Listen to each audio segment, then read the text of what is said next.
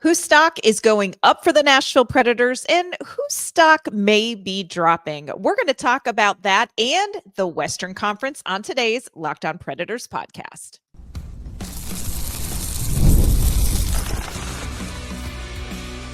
You're Locked On Predators, your daily podcast on the Nashville Predators, part of the Locked On Podcast Network, your team every day. Happy Wednesday, everyone. Welcome to the Locked On Predators podcast. Thanks for making us your first listen of the day. We are your free daily Nashville Predators podcast, part of the Locked On Podcast Network, your team every day. Want to kick off this Happy Hump Day episode, giving a shout out to our Locked On Predators insiders and our everydayers. We appreciate you tuning in. We love talking Predators hockey with you. I'm Ann Kimmel. I'm a writer with Penalty Box Radio, and my friends, I have a partner in crime. You do. I'm Emma Lingen, and I'm the Predators site editor and reporter for the Hockey News. Well, Emma, it has been a shocking start to the season for the Nashville Predators, especially with a roster that looks like a fantasy hockey dream. But we're starting to get a clearer picture of where maybe the problems are and who maybe needs to step up. So on today's episode, we're going to talk about whose stock is rising, whose stock is falling, and we're also going to touch on some of the bigger storylines in the Western Conference right now. Before we dive into all of that, do want to let you know today's episode's brought to you by FanDuel. You can start the season with a big return on FanDuel. New customers can place a $5 bet, and you'll get started with $150 in bonus bets if you win your first $5 bet. Visit FanDuel.com to get started. Okay, Emma, you know I am the ever optimist. I am a hockey optimist. And so I'm going to love this first segment where we talk about which players or maybe their stock is on the rise and maybe we need to squawk a little bit less about them. But if we're being honest, to kick off this season, nobody right out of the gate has been super impressive. Would you agree? Yeah, I mean, it's all relative. I think, Fair.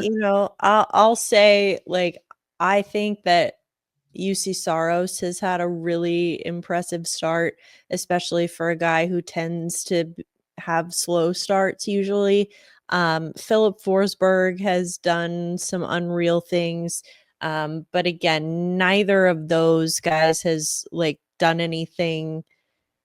They haven't done anything that should surprise us at this Fair. point. That's just kind of what we expect from them. Yeah. And again, I think this season is so tricky to kind of digest and break down because expectations really color what we have seen in these first 16 games. We're going to try to look individually at maybe the players that we see kind of headed in the right direction and maybe some that aren't. But I want to kick it off with somebody that I think is heading in the right direction. And I want to give a shout out to Steven Stamkos. And let's face it, Emma, I don't want to be an I told you so, but here I sit ready to tell you I told you so. we said it. Steven Stamkos is going to take time. This is going to take time for him. New system, new place to live, new teammates, everything new for only the second time in his entire professional career. And, we said it's going to be a slow start out of the gate for Stamkos, and it was. 1 goal in his first 8 games for the Predators, but in the last 8 games, 3 goals, 4 assists, and 7 points. 2 of those goals were power play goals, which is something that I think Nashville was really banking on when they signed Stamkos as well. I feel like we're finally at that window, Emma, where we are seeing him get more comfortable with the team. And I think that he is now kind of more on track for what we sort of thought we would see from him at this point. He found the ketchup. He found the ketchup, y'all. He is in the condiments aisle. No, I agree with you. A lot of it, and I said this on yesterday's episode, that it seemed a little bit like this team was playing, they looked very disjointed and they were almost playing with some arrogance a little bit, because it was like oh, we have the talent, we've got the skill, like, piece of cake. But it's like, no, we're not talented, we're not skilled until we all play together and we all understand where the other guy's going to be at all times. And I think that you're starting to see that more.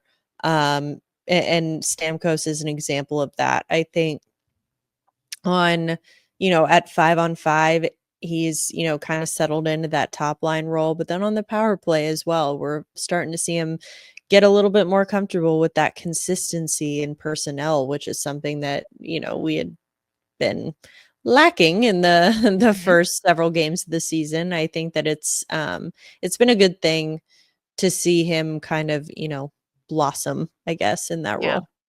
And I think there are two sides to what is maybe starting to click for Steven Stamkos. I think one is he is getting used to new things. He is becoming more comfortable. But I do think, just as important, the people playing with him are learning to be more comfortable with him and maybe adjusting a little bit to what he needs. You and I had talked about timing is so important with Stamkos, especially on the power play.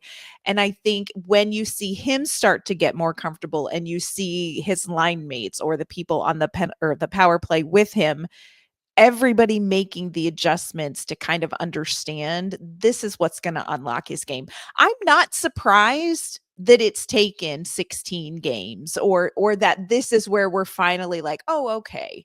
Are you surprised, Emma? Did you think this was sort of the window that it would take for Stamkos?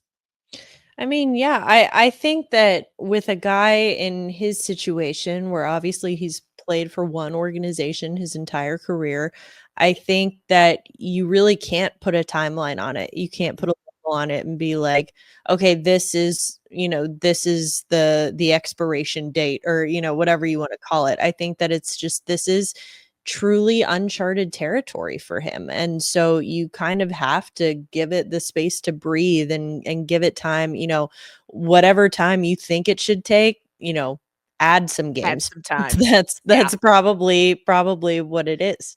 It's a house remodel, but with a person. If you think you Yes. know what the time frame is, add some time and money to that. Who is the player, Emma, that you feel like their stock is going up at this point in the season? Well, this is one that I'm excited about. I'm cautiously optimistic because this is someone that I had high hopes for coming into training camp, really. But I'm gonna have to go with Yuso Parsonen. He Interesting. has come in as part of this, what it's been called a few different things, the last minute line, the kid line, whatever Yep. it is, but this kind of last minute line combination of Yuso Parson and Phil Tomasino and Luke Evangelista that came together before the game against Washington, when Tommy Novak was a late scratch and uh, Evangelista was not even supposed to play that night. But I think that they've come, that combination, it has, just based on the eye test alone, it's Mhm. looked like one of the most dynamic lines that this team has had. And, they're getting production. We talked on yesterday's episode about the goal from Evangelista that kind of got things rolling against Colorado. But Parsonen is a guy who I think he came in and he has had, I want to say, I think he's had a point in every game since he has come back into the lineup. He was a healthy scratch for a long time, and it looks like Andrew Brunette kind of had him on that short leash, that Mhm. we see a lot with these younger players. But I think that, he comes in, he had goals in his first two games, he had an assist in each of his last two games, and he just looks confident and he looks poised, and it's encouraging to see that as well because he is centering that line. Right. And we, with Tommy Novak still day to day with the injury, don't know what the situation is there. But I mean, I think at least as of now, it looks like Juuso Parsonen is, really kind of holding his own as that third line center and, helping to create plays for guys like Tomasino and Evangelista. Yeah, I've been impressed with Uso Parson and back in the lineup. And that line together, that is a line that is just raw hunger. Like those are three players that are out to prove something. And I love the way that sort of they feed off of each other. But I also love that we're seeing so much of Uso Parson in front of the net. He knows the slot is not Yes. lava, my friends. That's Yes. exactly where you want somebody with, his body, his strength, his size. That's where you want him to be. So I agree with you. I really have liked what we've seen from him. And it's been encouraging because I agree. This is a player that you were like, ooh, are we going to Dante Fabro, Ellie Tolvanen our way out of this? Let's Yeah, hope it not. was starting to look like, "Ooh, maybe not." He was kinda quiet during camp. He had that one good preseason game against Carolina, and then it just seemed like he was perpetually out of the lineup, and it looked like he was gonna get Fabro'd or Tolvanen, where it just seemed like, Yes. "Oh, is this guy ever gonna play again?" Well, now not only is he playing, but he's producing, and I think that that's encouraging to see. I agree. I agree with you. Coming up, we're going to talk about a couple of players that maybe aren't where we thought that they would be. And yes, friends, we're going to talk about Colton Sissons. Today's episode is brought to you by Omaha Steaks. Nothing delivers comfort and joy quite like the unrivaled quality and taste of Omaha Steaks. This year, skip the holiday hustle and bustle and save 50% off gourmet gifts site wide at omahasteaks.com. Plus, you're going to get a $30 reward card when you shop early and score an extra $30 off with promo code NHL. With 5 generations of experience, they consistently deliver the world's best steak experience, and the gifting experts at Omaha Steaks have made it easy to deliver the perfect gift with thoughtfully curated gift packages starting at $89.99.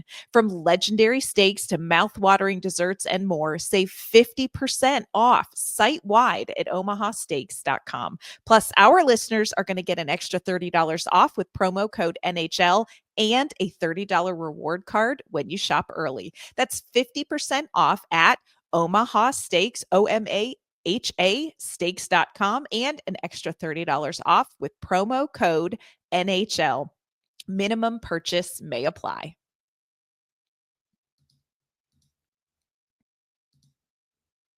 Today's episode is brought to you by Select Quote. The World Series, the Super Bowl, the Olympics, the world's top athletes get to play in these top level sporting events thanks to one thing: teamwork. And teamwork can also protect your financial legacy and your family's future. Select Quote's licensed insurance agents are the perfect teammates when shopping for customized, affordable life insurance. They can find you the right policy to keep your financial legacy safe. Other life insurance brokers offer impersonal one-size-fits-all policies that may cost you more and cover you less, while Select Quote's licensed insurance agents work for you to tailor a life insurance policy for your individual needs in as little as 15 minutes. If you are in good health, they can work with carriers that could get you same-day coverage for up to $5 million, no medical exam required.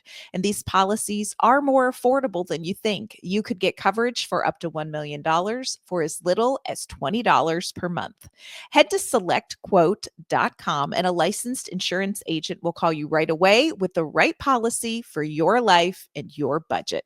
Go to selectquote.com/locked on NHL today to get started. Get the right life insurance for you for less at selectquote.com/locked on NHL. Okay, I think it's safe to say that, a lot of players on this roster kind of struggled early out of the gate, but I think that there are some that maybe raise a little bit more concern than others at this point. But one that I want to address, and this is something that you and I have heard, people feel like Colton Sissons is just not for them this season. So I want us to just talk about Colton Sissons for a minute. Colton Sissons has played 15 games, 2 goals, 2 points. He is a minus 11. But let's talk about last season. 15 games played. He had 5 goals, 6 points, and was a minus 2. So, yes, statistically speaking, Colton Sistens off to a much more difficult start this season. But can we put this into context, my friends? Colton Sistens has been up and down the lineup, in between, to the left, to the right, to the center, on so many occasions in different games.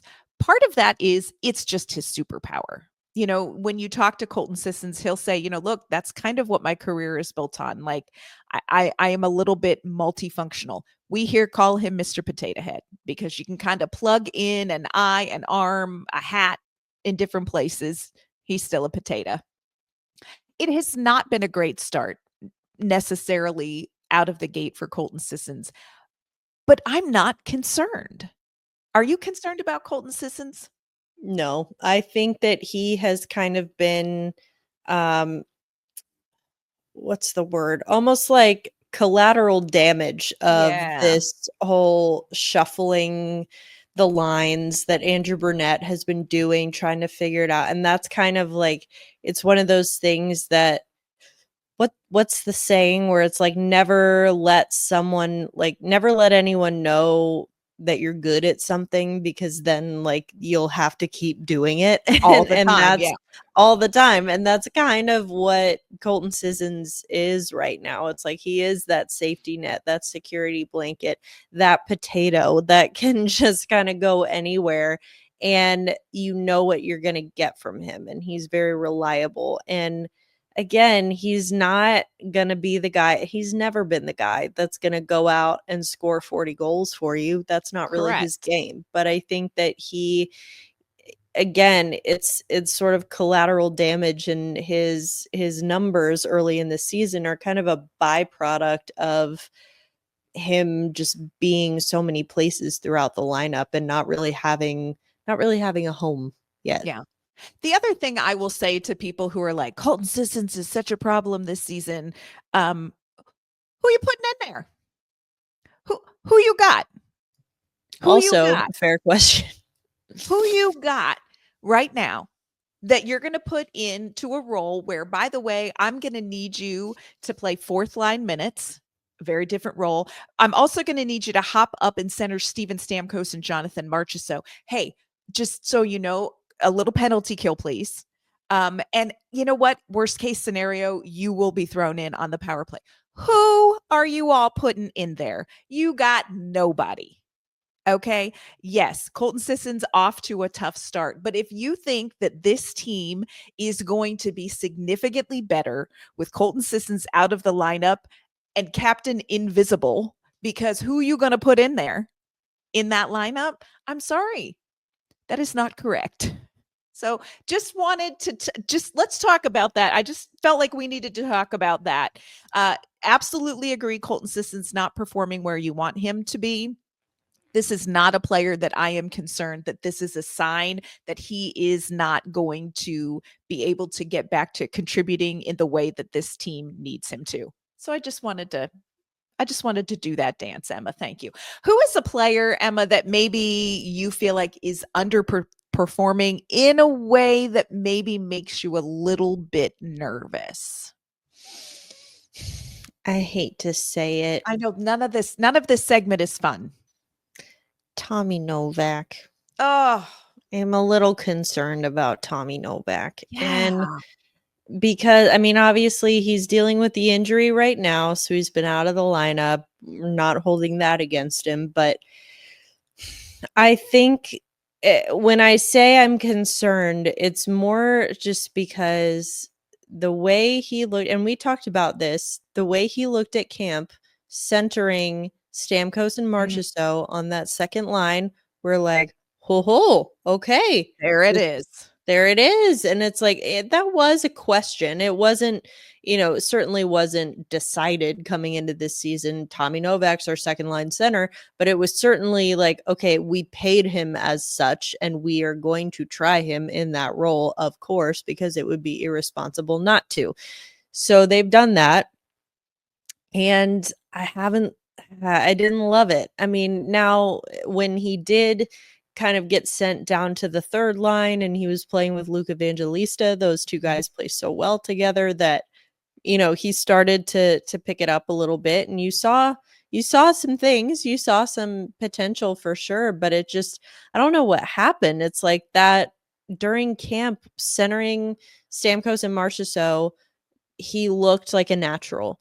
And Absolutely. then it was like, I don't know, the moment got too big for him, or the lights got too bright, or whatever it is, but it just seemed like he was just floundering a little bit. And so it concerns me a little bit, not because I don't think Tommy Novak has a role on this team. It's just that it's not maybe the role that was expected of him. I think Right. that he, again, he's a really, I loved how Andrew Brunette described him during camp, said he's a slippery player. He's really good at getting into those tough spots, and he can score those greasy goals if you need him to. But I think that he's, I kind of expected a little bit more based on what I saw during camp. Mhm. And even, before he got injured,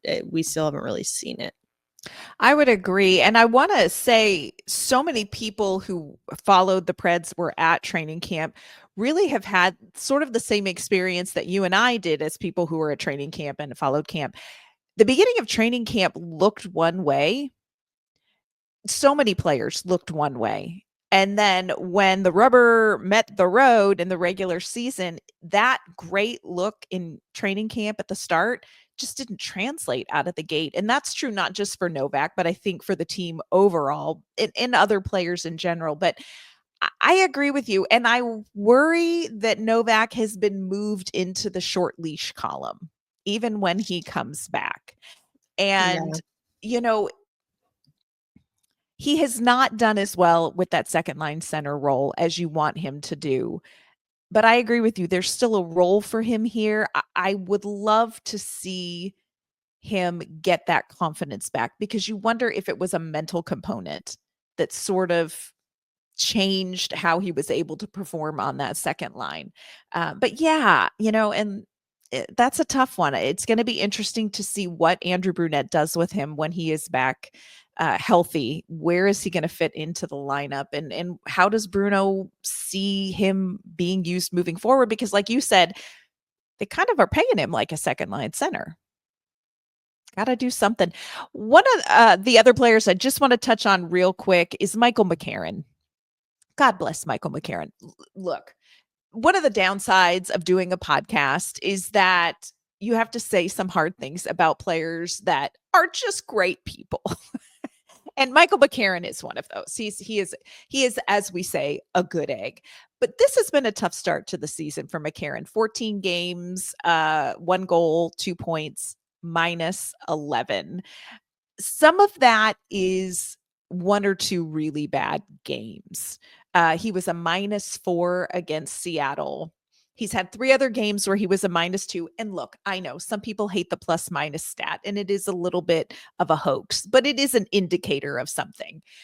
I do think it's interesting, though, pre-Zachary Leroux, fourth line, McCarron was a -8. Post Zachary Leroux, -3. So maybe there is something building there. I also wonder if the Preds aren't missing Kiefer Sherwood more than they thought they would, because that line of Smith, Sherwood, McCarron, that was magic. And I really wonder if there is an adjustment there as well. McCarron's gift, he is an energy guy. It's hard to be the energy guy when you're struggling to find your game as well. So I think this has been sort of a perfect storm for McCarron right out of the gate. Yeah, I would agree. That fourth line has, been through some transition there, and I think that's a really good point that you bring up. A lot of the time he is relied upon to be the energy guy and the guy who lights the fire under everyone's butt, whether that's, a big fight, a big hit, a big goal. Like, he can really, he's shown us that he can do all of that. And we just haven't, it seems like he's kind of been struggling to find his footing this year, at least in the early going. Yeah. Yeah. But look, people, 16 games in, we'll check back in on some of these players rising and falling in the next 16 games, and let's see where some of these players are. Coming up, we are going to take a quick look around the Western Conference, friends. There are some interesting storylines to talk about. Today's episode is brought to you by PrizePicks, America's #1 daily fantasy sports app with over 5 million active members. PrizePicks is the easiest and most exciting way to play daily fantasy sports. All you have to do is pick more or less on 2 to 6 player stat projections, and you can watch the winnings roll in. It's the way daily fantasy sports should be played. It's not you against 1,000 strangers. It's just you against the PrizePicks projections for your favorite players in your favorite sports. PrizePicks puts its members first, so all withdrawals are fast, safe, and secure. When your picks hit, you can withdraw your money in as quick as 15 minutes. So download the PrizePicks app today and use our code LOCKEDONNHL, and you're going to get $50 instantly when you play $5. That's code LOCKEDONNHL on PrizePicks to get $50 instantly when you play $5. You don't even need to win to receive that $50 bonus. It's guaranteed. So check it out at PrizePicks. Run your game. It is Western Conference Wednesday here, Emma. So we're just going to take a quick look at some of the storylines that are jumping out at us in the Western Conference. So when you look around the West, which Nashville, we're not really West, but that's a podcast for a whole other day. When you look around the Western Conference, Emma, what is something that stands out to you as maybe surprising or not surprising, or a storyline that you think could be really interesting in the next little span of time here? Well, I think one that could be of interest, particularly to Predators fans because of their recent history in the Stanley Cup playoffs. The Vancouver Canucks have Yeah. they're an interesting one to me because you look at their record, and at time of recording, I believe they're 7-3-3, and so they are, at first glance, that's like, okay, looks pretty good. Mhm. At this point in the season. But if you look at, you dive a little bit deeper, they're 4th in the Pacific Division. Yes. There's still 3 teams in front of them. And you have to think about the fact that I think they're somewhere around like 20th in the league in goals for right now. They're not scoring a lot of goals. And then on top of that, the few goals that they have scored, the majority of them have been scored by Brock Besser, Oh, who yeah. is now out indefinitely. Also of interest to Predators fans because the guy that took him out and got suspended for it, Tanner Jeannot.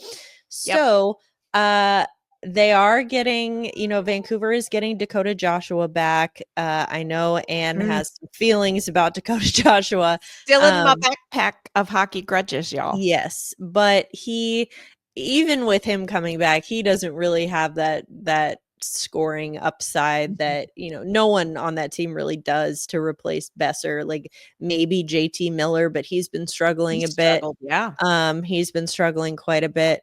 And so then, it's like, ooh, what's going to happen to this team? And then I think I believe it was Saturday, they got just walloped Ooh. by the Oilers. I think 7-3, something like that. Yeah. And that's where you kind of see it was like, ooh, okay. You look at the Oilers, even though they've had a slow start, you look at the Oilers and you're like, that's an elite team. That's an elite team. Yeah. And then you look at the Canucks and you're like, that's a good team. It's not an elite Yeah. team. And I think that that's kind of what you're seeing with them. And then of course we've got Kevin Lankinen.